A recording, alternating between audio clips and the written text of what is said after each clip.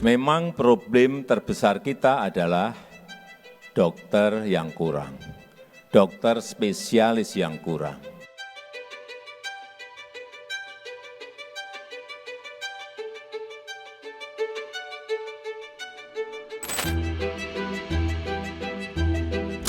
Ya, saya ambil contoh waktu COVID terjadi ya, saya kebetulan anggota Dewan Pakar bantu Satgas COVID. Pertanyaan kita tuh berapa cukup nggak tenaga-tenaga untuk menangani COVID? Satu misalnya pulmonolog, anestesi ya kan, pulmonolog saya ambil itu. Pada awal COVID kita punya sekitar 1.360-an. Itu kira-kira 40% di Jakarta, 70% di Jawa. Kita bayangkan COVID ada di mana-mana. Maaf saja beberapa kan juga terkena COVID meninggal. 1.400 itu untuk 275 juta rakyat nggak cukup. Itu contoh satu, saya punya data lain ya kan. Jadi faktanya memang shortage. Shortage itu kalau bahasa Inggrisnya severe shortage. Ya kekurangan sangat parah. Nah itu satu. Tetapi kita juga antisipasi misalnya kenaikan kebutuhan ya. Saya ambil contoh misalnya untuk aging. Hari ini orang tua kita tuh lansia itu 60 tahun ke atas itu berjumlah 29 juta orang. Nanti tahun 2029 di akhir masa jabatannya presiden terpilih naik menjadi 42 juta. Di ujung Indonesia Emas 2045 ya 68 juta. Jadi kenaiknya itu eksponensial. Sudah pasti butuh itu neurolog, neurosurgeon ya kan, ahli reumatik dan sebagainya. Kita bandingkan dengan produksi nggak akan terkejar. Itu makin lama makin besar widening gap antara kebutuhan dengan supply side. Ini berbahaya. Bahayanya apa? Secara hukum ekonomi akan meledak. Pertama mungkin harganya tinggi, kedua barangkali ya masyarakat jebol akan lari keluar atau orang luar datang ke sini. Tidak bisa kita bendung itu hukum ekonomi. Jadi harus ada terobosan. Kalau soal lahan pekerjaan itu akan terganggu saya kira enggak ya. This is a big country ya. Saya katakan aging saja 29 juta, kita 275 juta rakyat, jauh lebih besar dari negara-negara lain. The market is there. Persoalannya adalah saya kembali ke tadi, kenapa shortage? Karena kemampuan produksi kita itu sangat terbatas. Saya pernah hitung itu, lupa angkanya. Kalau kita andalkan produksi spesialis dari FK yang ada sekarang tidak akan pernah tercukupi dengan rapid increase dari kebutuhan tadi. Harus ada terobosan-terobosan. Itulah satu landasan kenapa kita cari. Yang paling mudah itu impor saja dari India kan begitu. Akan hiruk pikuk pertikaian di sini kan. Yang kedua kita ambil seperti misalnya Malaysia. Dia mengirim dokter terbaru yang idealis itu ke Saint Petersburg, Rusia sebelum perang kemarin kan ya. Pulang dia ikatan dinas kerja 3N. N itu masa pendidikan, mengabdi. Ya kemudian kerajaan menempatkan di mana-mana. Tapi dari keuangan kami dapat informasi kita nggak punya uang untuk itu. Jadi apa terobosannya? Ya pabriknya kita perbanyak, itulah dasar kenapa keluar undang-undang baru itu hospital based specialist training. Ya, jadi kita percepat produksinya. Tentu tidak gampang saja rumah sakit bisa melatih, tentu kita afiliasi dengan kedokteran. Dan nggak usah takut, ya lahan itu ada. Apalagi sekarang payment itu kan tidak lagi fee for service. Bukan pasien yang bayar dokter, BPJS.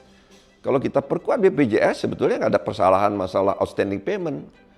Ya tinggal mau nggak, kan begitu ya. Saya yakin dokter spesialis ke tempat terpencil juga ada yang bayar BPJS. Kalau dulu nggak, kita takut gitu. Tadi misalnya ya, dengan 1.300 pulmonolog nggak cukup. Lahannya banyak di mana-mana tuh kan. Jadi saya kira nggak perlu takut. Itu contoh satu aja, saya punya angka-angka untuk ahli bedah, saraf, itu lebih sedikit lagi begitu. Ya solusi jangan sangat panjang ya kita berdayakan fakultas kedokteran dan fakultas kedokteran. Bikin baru lagi, tapi kan lama sekali itu. Mungkin 20 tahun belum tentu FK baru itu bisa mendidik. Sekarang aja kan tidak semua kedokteran itu boleh fakultas mendidik spesialis. Tergantung peringkat akreditasinya. Nah jangka cepat itu adalah, jangka menengah saya mengatakan, hospital based specialist training yang ada dalam undang-undang sekarang ini. Diberdayakan rumah-rumah sakit yang sudah mampu ya tentu dia sebagai produser tapi bekerja sama dengan FK.